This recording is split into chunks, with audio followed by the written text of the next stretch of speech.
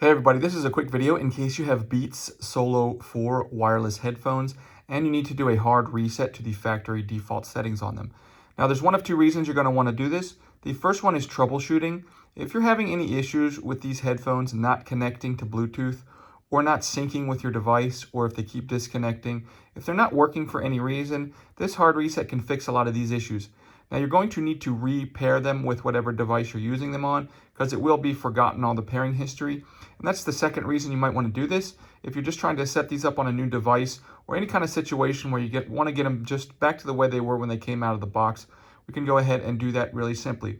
All we need to do is on the one side, we're going to find the power button and the volume down button on the other side.